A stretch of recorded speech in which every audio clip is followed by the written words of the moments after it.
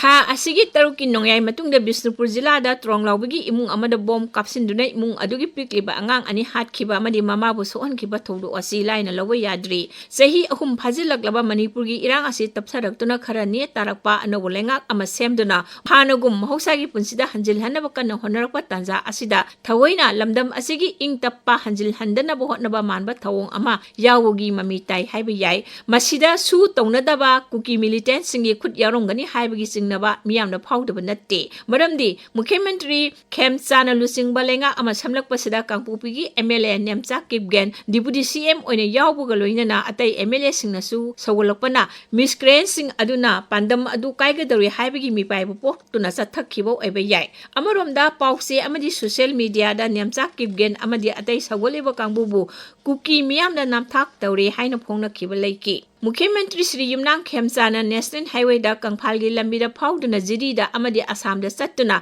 lamdam asigi achowa mayon ampuraki mahaki khongsit aduda kangluk khudingmaki lusingbasing unaruba maduna ingtappa hanjilaknabagi mami tamlakpa urakpa amasung senapati da su sattuna miyangwu unarugani haiba wafam thamlakpa aduda thawoina thugaina basinba manba thawong amagi mami tari masi raijagi lengak amadi kendragi lengak animakna yamna lumna lofam thoi ingtappa hanjilhanba Roy, Makoina Apamada Sakadabani Haibagi Tong Ama, Mayek Seng Uri. Yam na Pikliba Tha Marigi Angang Amaga Sahi Mangagi Angang Amaga, Bom na Pan Badegi Sire, Mamasu Sokle, Haibadu Tabada, Lamdam Asigi Miam na Pin the Duna Horokpani, Bom Plan Tauram Liba Mapam Adusu CRPF, Camp Playba Aduga Irab Nade, Aduna de Security Kanguna Kangho Driba Karigino Haiba Wahang Hangarakpani, Kulai Paiba Sing Aduna Bom Kap no Tarang Tabuda Makoina Yengduna Lehobra Haina Singnarakpani. Plot adu thawai haudirba karigino haina khaisaunaraba miyamna CRPF camp ta changsilubada makoina su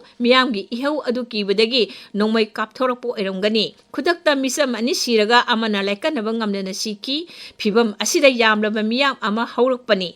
Hanadigi Hona Tampaki Miamna Central Security Personnel Singna Thazaba Watpa Trust Deficit Amalaiki, Kuki Militant Singna Kulai Paidan Sapada Thingdaba, Yengduna Lerambagi Kudam Sangdam Mayamam Ukre, Aduna, Hosixu, Madusa Taribra Haina Miamda, Thazadaba Poklamba Yai. Tha Asigi Tang Tareta, Armina Helicopter Sijinaraga Combing Operation Sataba Haure, Zenaba Sing, Hingna Natraga Sina Putoknaba Akanba Poktak Pikre Haina, Mukhyamantri na Phongdoraki. Deputy CM Nemcha Kipgen asu tamthiba Thoudok adubu yaning dabo phongdok poga loinana miyam na pungning phathana leibina bo phongdokki atopa Deputy CM oiba losi dikhona su Thoudok adu yamna lujadaba amani haina kandem tawboga loinana mihat pasingi mathakda thabok lokhopada miyam na mateng pangbina ba appeal tawraki tang Nepal da Mukhyamantri na siar lauraga Unified Command gi mifam pangthokduna mihat pasing phana ba khanaki maduda 3 Corps Commander Army Assam Rifles BSF CRPF Indo-Tibetan Border Police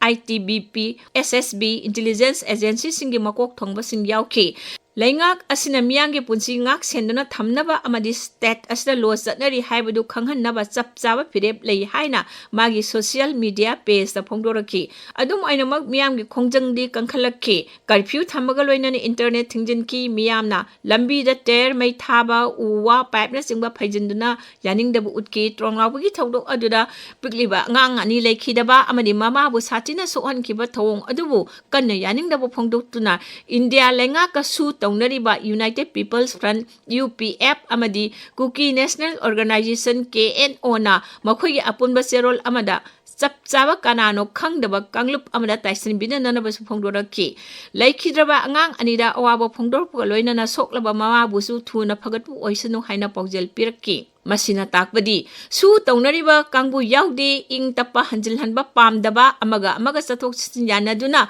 mahusagi punsida hanjin khragadi makhoigi pandam kaiba tare haina khanba kangbu ama leiri haibani army gi operation da UKNA gi kadar ahum khulaiga konana phare haibagi pau phangki adubu makhoi senabra haibadudi khangdre numitara nirom ꯐꯥꯖꯤꯜꯂꯛꯂꯕ ꯐꯥꯎꯕ ꯃꯤꯍꯥꯠꯄꯒꯤ ꯂꯪꯂꯥ ꯂꯪꯖꯤꯟ ꯐꯪꯗꯕꯅ ꯃꯤꯌꯥꯝꯒꯤ ꯈꯣꯏꯁꯥꯎꯅꯕ ꯂꯦꯞꯇ꯭ꯔꯤ꯫ ꯕꯤꯁꯅꯨꯄꯨꯔ ꯖꯤꯂꯥꯗ ꯈꯔ ꯀꯟꯅ ꯊꯦꯡꯅꯔꯤ꯫ ꯏꯝꯐꯥꯜ ꯏꯁ, west, Thoubal, ꯀꯛꯆꯤꯡꯅꯆꯤꯡꯕꯗꯁꯨ ꯏꯔꯥꯡ ꯊꯣꯛꯂꯤ꯫ ꯃꯨꯈ꯭ꯌ ꯃꯟꯇ꯭ꯔꯤꯅ ꯃꯤꯍꯥꯠꯄꯁꯤꯡ ꯑꯗꯨꯒꯤ ꯃꯔꯤ ꯃꯈꯣꯡ ꯑꯃꯇꯪ ꯈꯪꯍꯟꯕ ꯉꯝꯂꯕꯗꯤ ꯃꯤꯌꯥꯝꯒꯤ ꯈꯣꯏꯁꯥꯎꯅꯕꯁꯤ ꯈꯔ ꯅꯦꯝꯊꯈꯤꯕ ꯌꯥꯏ꯫ ꯐꯥꯕꯗꯤ ꯁꯣꯏꯗꯅ ꯐꯥꯒꯅꯤ ꯊꯥꯖꯩ꯫ ꯖꯤꯔꯤꯕꯥꯝꯗ ꯑꯄꯤꯛꯄ ꯑꯉꯥꯡ 2 ꯑꯃꯗꯤ ꯅꯨꯄꯤ 3 ꯄꯨꯟꯅ ꯃꯤꯑꯣꯏ 5 ꯍꯥꯠꯈꯤꯕ ꯊꯧꯗꯣꯛ ꯑꯗꯨꯗꯁꯨ ꯃꯤꯌꯥꯝ ꯌꯥꯝꯅ ꯈꯣꯏꯁꯥꯎꯅꯈꯤ꯫ ꯑꯗꯨꯕꯨ ꯂꯩꯃꯈꯣꯡ ꯑꯥꯔꯃꯤ ꯀꯦꯝꯞꯇ ꯀꯃꯜ ꯕꯥꯕꯨ ꯀꯧꯕ ꯅꯨꯄꯥ ꯑꯃ ꯃꯥꯡꯈ꯭ꯔꯦ ꯍꯥꯏꯕꯗꯒꯤ ꯃꯗꯨꯗ ꯑꯃꯨꯛ ꯊꯩꯗꯣꯛꯈꯤ꯫ ꯃꯨꯈ꯭ꯌ ꯃꯟꯇ꯭ꯔꯤꯅ ꯃꯤꯌꯥꯝꯒꯤ ꯊꯥꯖꯕꯁꯤ ꯍꯟꯖꯤꯜꯍꯟꯅꯕ ꯍꯣꯠꯅꯍꯟꯅꯤꯡꯉꯤ꯫ ꯖꯤꯔꯤꯒꯤ ꯃꯤꯍꯥꯠꯇ ꯆꯦꯟꯅꯕꯁꯤꯡ ꯐꯥꯈꯤꯕꯒꯨꯝ ꯑꯊꯨꯕ ꯃꯇꯝꯗ ꯃꯤꯍꯥꯠꯄ ꯐꯥꯅꯕ ꯇꯧꯕꯤꯌꯨ꯫ ꯃꯗꯨꯗ ꯃꯤꯌꯥꯝꯅ ꯊꯥꯖꯕ ꯍꯟꯖꯤꯜꯂꯛꯀꯅꯤ,